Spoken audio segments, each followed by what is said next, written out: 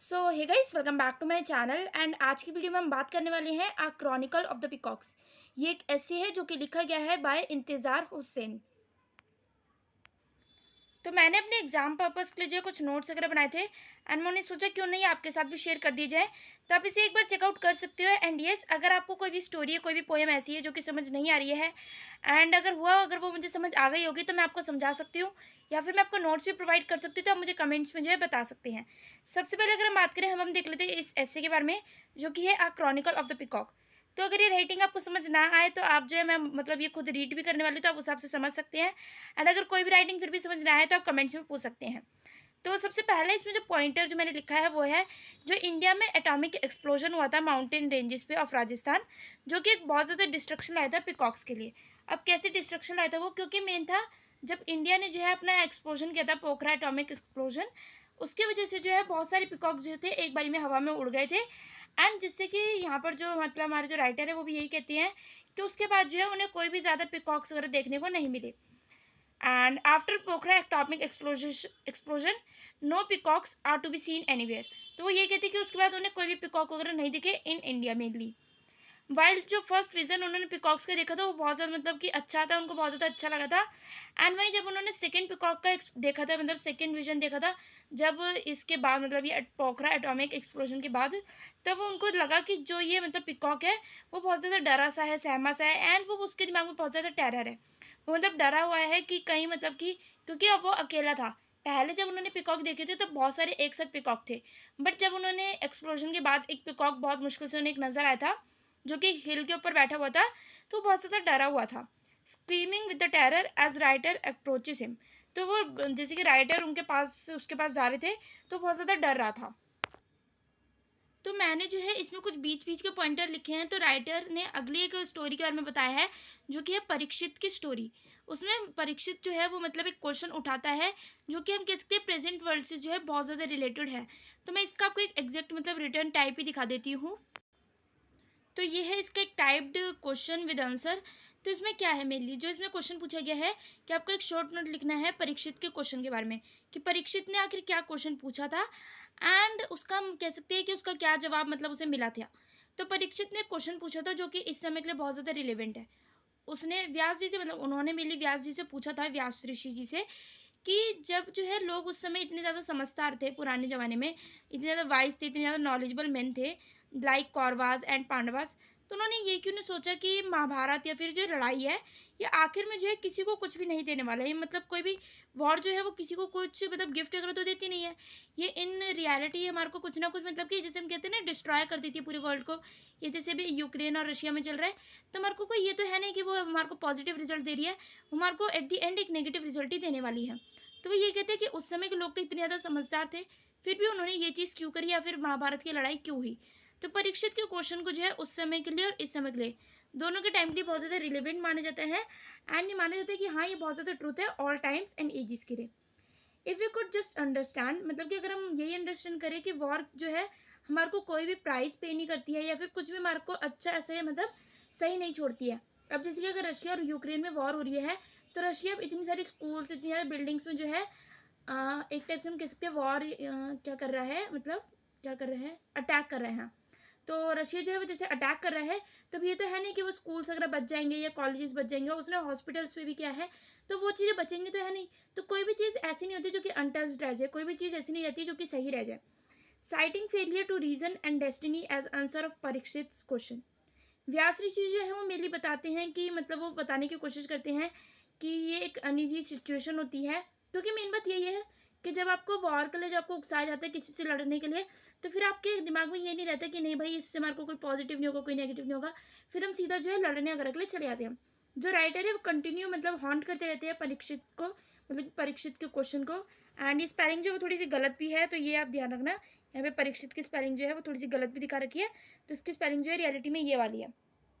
And Parikshit के जो question है उसके लिए मेनली उन्होंने कहा है कि एज्यूम किया उन्होंने मेनली कि he feels this question Hanks over India and Pakistan like a sword.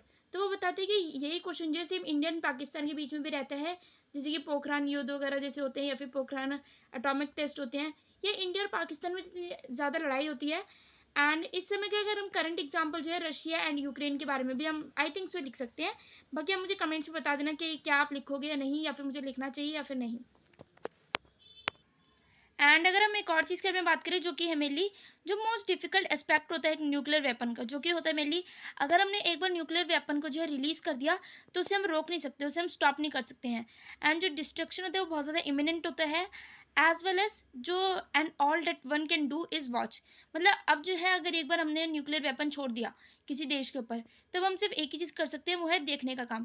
क्योंकि अब ना उसे हम रोक सकते हैं, बट येस ये हमारे को जो है एक चीज़ ज़रूर प्रोवाइड करता है, वो होता है एंड ऑफ द वॉर। मतलब एक वॉर जो है जो चल रही होती है वो एंड में आ जाती है, वो फाइटिंग जो होती है वो रुक जाती है। और वो क्यों रुक जाती है? क्योंकि एक देश तो पूरी तरफ से हार चुका है एंड दूसरी देश जो है वो जीत जाता है। तो इससे जो है हमारी जो वॉर है वो खत्म हो जाती है और एक टाइप से हम कह सकते हैं ना एंड हो जाती है। एंड अब मैं आपको कुछ इंपॉर्टेंट क्वेश्चंस दिखा देती हूँ, एंड उनमें से मैं आपको कुछ क्वेश्चन समझाऊंगी एंड कुछ क्वेश्चंस ऐसे जो कि मुझे खुद भी समझ नहीं आए हैं, तो वो आप जो है खुद मतलब पढ़ के वीडियो को पॉज करके रीड कर सकते हैं। तो इसमें जो फर्स्ट क्वेश्चन है जो कि है mainly explain the several references to peacock that occur in the story and discuss their function and effect. तो इसमें मेनली बताया गया है कि इन दिस स्टोरी जो राइटर है वो मेनली रेफर करते हैं इंडिया के एटॉमिक एक्सप्लोजन को, जो कि मेनली हुआ था माउंटेन रेंजेस पे राजस्थान के, जो कि मास डिस्ट्रक्शन लाया था to the peacocks. And peacocks जो है उसके बाद जो एक टाइम से हम कह सकते हैं एंड आ गए थे, उनकी लाइफ जो है एंड हो गई थी, या फिर बहुत ज़्यादा एक्सटिंक्ट हो गए थे। आई थिंक एक्सटिंक्ट कहते हैं ना, कि मतलब खत्म हो गए, आई थिंक एक्सटिंक्ट ही कहते हैं।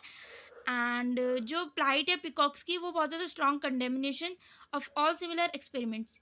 एंड सबसे मेन बात तो यही थी कि जब मतलब ये हुआ था इंडिया का मतलब एटॉमिक एक्सप्लोजन हुआ था, तब कोई भी मतलब इंडिया खुद भी नहीं चाहता था कि ऐसा कुछ हो एनिमल्स के साथ, बट एनिमल्स जो है एट द एंड उन्हीं को ही सफ़र करना पड़ता है। जो राइटर है वो मतलब हमारे को एक फ्लैशबैक भी देते हैं जयपुर वगैरह का, कि व्हेन ही विजिटेड जयपुर, जब उनको दिखा था बहुत सारे ब्यूटीफुल पिकॉक्स दिखे थे, एंड वो उस समय बहुत ज़्यादा खुश हुए थे कि पिकॉक्स को देखकर। They turned out in huge numbers, वो बहुत सारे नंबर्स में थे, and on every rock tree and hill. But अब बाद में जब उनको दिखते हैं ना, तो अब मैं इसमें ही आपको सिचुएशन मिल जाएगी। They had a royal grace and quite dignity. And after Pokhara atomic explosion, मतलब कि एक्सप्लोजन जब हो गया था उसके बाद उन्हें कोई भी पिकॉक देखने को नहीं मिला था कहीं पे भी। वाइल जो उनका फर्स्ट विजन था पिकॉक का वो बहुत ज़्यादा ग्रेसफुल था, एंड सेकेंड जो उनका मेन था वो था battered and bruised lonely peacock sitting on the distant hill. तो एक वो एक हिल पे बैठा हुआ था, एंड ऐसा लग रहा था जैसे वो स्क्रीम कर रहे हैं विद टेरर, जैसे राइटर उसके पास जा रहा था, मतलब वो जो राइटर है उनसे बहुत ज़्यादा डर रहा था। अगला इसमें है make a list of old stories and legends referred in the story together with other references to the past what in the function of these in the story. मुझे क्वेश्चन ही नहीं समझ आया, बट कुछ नहीं होता। तो आप इसका आंसर जो एक बार रीड कर सकते हैं वीडियो को पॉज करके। बाकी मैं आपको एक बार एक्सप्लेन कर देती हूँ अगर मुझे लगेगा कि मैं एक्सप्लेन कर पाऊंगी तो इसका जो आंसर है आप वीडियो को पॉज करके पढ़ सकते हैं, बिकॉज मैंने पढ़कर देखा है तो मुझे इतना ज़्यादा अच्छे से समझ नहीं आ रहा कि मैं आपको अच्छे से समझा सकूँ। एंड येस अगर आपको जो है ये आंसर समझ आ जाए तो आप मुझे कमेंट्स में बता सकते हैं। बाकी इसमें जो है मेन तो उन्होंने अश्वत्थामा के बारे में मतलब कि रेफ़र किया है, एंड उन्होंने मेंशन किया है मेनली अश्वत्थामा का name. And we enter the world of Mahabharata and the battle of Kurukshetra. तो इस क्वेश्चन में मेनली बात की गई है कि एंड आंसर में मेनली बताया गया है महाभारत के बारे में, कुरुक्षेत्र के बारे में। एंड सबसे मेन जो है कि मतलब जो व्यास ऋषि का जो परीक्षित का क्वेश्चन था उसके बारे में भी इसमें बताया गया है। जो परीक्षित ने मतलब क्वेश्चन पूछा था, जो कि मैंने आपको उसका आंसर बताया।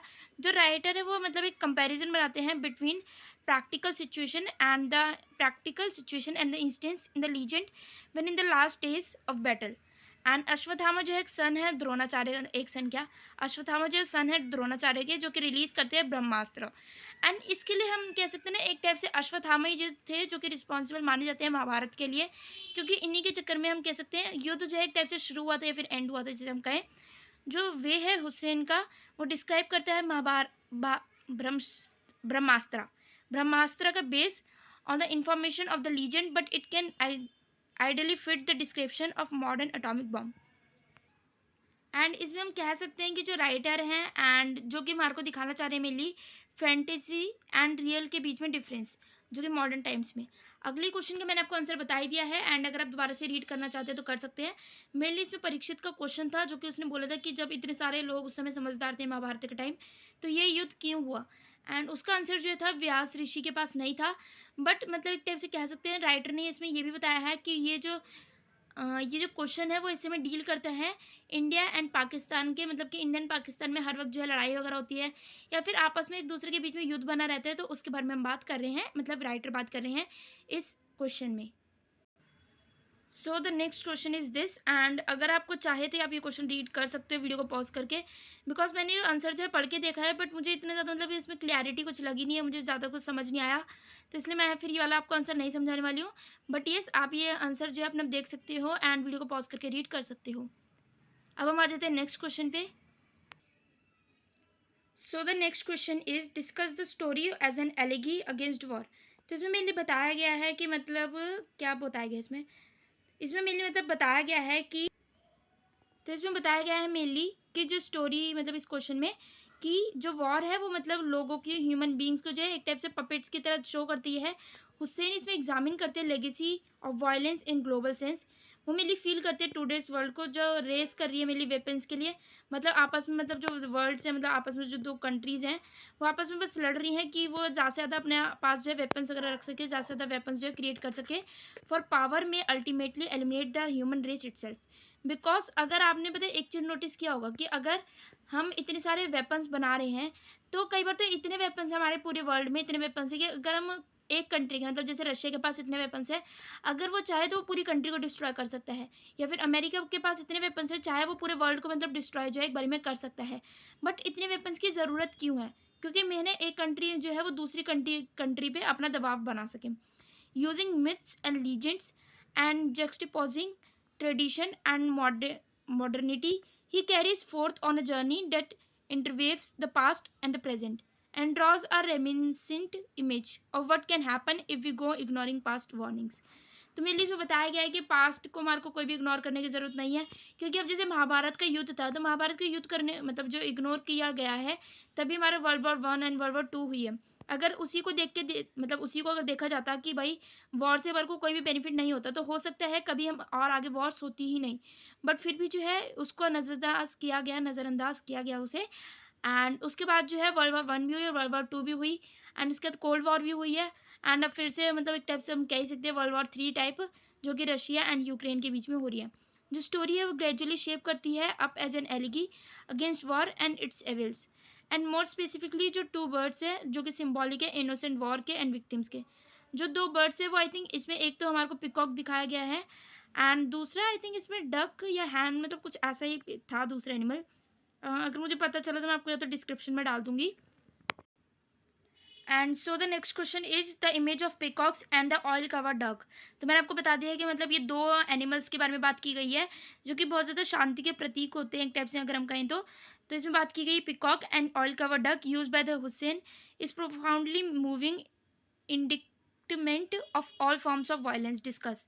जो इमेज है हमारे को एक लोनली पिकॉक के बारे में बताई गई है, and bewildered duck are powerful evocative images and of how drastically we have destroyed our world by indicating undue sufferings into our surroundings as we inflict tortures on innocent victims. तो एक type से बताया गया है कि जैसे कि कभी भी कोई भी वॉर होती है तो उसमें इनोसेंट्स की हमेशा मतलब कि कहा जाता है ना, इनोसेंट्स को ज़रूर सफ़र करना होता है। तो वैसे ही दिखाया गया है कि डक एंड जो पिकॉक्स हैं उसके बाद से बहुत ज़्यादा कम हुए, मतलब जब से ये पोखरान में हमने एक्सप्लोजन किया है, मतलब ट्रायल किया, उसके बाद से जो है डक्स एंड जो पिकॉक्स है वो बहुत ज़्यादा उनकी संख्या कम हो गई, उनका ओवरऑल पॉपुलेशन कम हो गई। तो जिसमें बताया गया है कि मतलब ये जो थे इनोसेंट थे एंड उन्हें जो है सफ़र करना पड़ा। The suffering of these creatures for no fault, मतलब उनका कोई गलती नहीं थी बट फिर भी उन्हें जो सफ़र करना पड़ा, and their own are reminder to us that our destruction is not far behind. तो इससे ये भी बताया गया है कि भाई इनोसेंट जो है वो हमेशा मतलब सफ़र करता है, एंड हो सकता है कि एक टाइम पे हमें भी सफ़र करना पड़े, क्योंकि हम जो है उस वॉर के लिए नहीं, मतलब हम उस वॉर के लिए ना अग्री कर रहे हैं ना डिसअग्री कर रहे हैं, तो हमने कुछ बोला ही नहीं, तो हो सकता है हम भी उस इनोसेंट में आए। In Hussain own words the rich and the powerful really ever pays off. मतलब इसमें मेनली बताया गया है जैसे अगर कौन सी स्टोरी थी, डिलीवरेंस आई थिंक, हाँ डिलीवरेंस, जो कि मुंशी प्रेमचंद के द्वारा लिखी गई है। तो उसमें जैसे कि एट द एंड जो कौन था, दुखी, हाँ दुखी को जो है घासीराम, जो पंडित घासीराम है, वो इतना सारा पंडित घासीराम का जो है काम करता है और उसके बाद उसकी डेथ हो जाती है। तो वैसे इसमें दिखाया गया है कि जितने भी जो बड़े लोग होते हैं उन्हें कभी भी किसी भी चीज़ का पे नहीं करना पड़ता, चाहे वो कितना भी गलत करे। बट जो पुअर, जो इनोसेंट होते हैं, उन्हें ही हर चीज़ का मतलब कि पे करना पड़ता है, उन्हें बर्डन सफ़र करना पड़ता है, जैसे कि दुखी ने सफ़र किया था। उसने जो पंडित घासीराम के इतने सारे काम किए थे, बट एट द एंड उसकी डेथ हो गई थी। तो वैसे इसमें दिखाया गया है कि जो पुअर लोग होते हैं उनको सफ़र ज़्यादा करना पड़ता है, एंड जो रिच एंड पावरफुल होते हैं उनको मतलब किसी भी चीज़ का कोई भी पे नहीं करना पड़ता। जैसे कि अगर पंडित घासीराम जो थे, वो जब मतलब उसकी बॉडी को, किसकी बॉडी को, दुखी की बॉडी को, जब वो जंगल में मतलब फील्ड में डाल कर आए थे, फील्ड में ऐसे घसीट कर लेकर गए थे, तो उसकी जो बॉडी को जो था उन्होंने खा लिया था। मतलब कि जो किसने खाया था, जैकल्स वगैरह ने खा लिया था, काइट्स वगैरह ने, तो इन सब ने खा लिया था उसकी बॉडी को। एंड वहीं दूसरी तरफ जो है, यहाँ जो पंडित जी थे, मतलब घासीराम पंडित जी जो थे, वो जो थे अपने घर पे आ गए। घर पे आके उन्होंने मतलब कि पूरे घर में जो है शुद्धिकरण कर दिया, पूजा वगैरह करी, नहा लिए, फिर उसके बाद पूरे घर में गंगा वाटर स्प्रेड कर दिया, मतलब डाल दिया। तो जिससे वो, उन्होंने एक टाइप से, उनको बिल्कुल भी रियलाइज़ तक नहीं हुआ कि उन्होंने कितना गलत काम किया। एंड वहीं पुअर, जिसका मतलब कोई गलत था भी नहीं, मतलब वो बिल्कुल भी गलत नहीं था, बट फिर भी उसे जो सफ़र करना पड़ा। आई थिंक हम इस आंसर में उस चीज़ का भी एग्जांपल दे सकते हैं, क्योंकि अगर हम एक नॉवल में या एक स्टोरी में, एक क्वेश्चन में अगर हम दूसरी स्टोरी का भी देते एग्जांपल, तो आई थिंक उससे ज़्यादा मतलब इफ़ेक्ट होता है, या फिर ज़्यादा इफ़ेक्टिव नंबर मिल सकते हैं। एंड इसी के साथ करते हैं आज की वीडियो को एंड। एंड अगर आप किसी पोएम या किसी और नॉवल को समझना चाहते हो, बिकॉज अब जो है ज़्यादा दिन नहीं बचे एग्जाम्स के लिए, तो मुझे कमेंट्स में बता देना जल्दी। एंड अगर हुआ तो मैं कल वगैरह में भी ले आऊँगी वीडियो, अगर, क्योंकि मुझे अगर इतनी तैयारी होगी मेरी, तो मैं आपकी हेल्प कर सकती हूँ, तो आप मुझे कमेंट्स में बता देना। तो इसी के साथ करते हैं अपनी आज की वीडियो को एंड।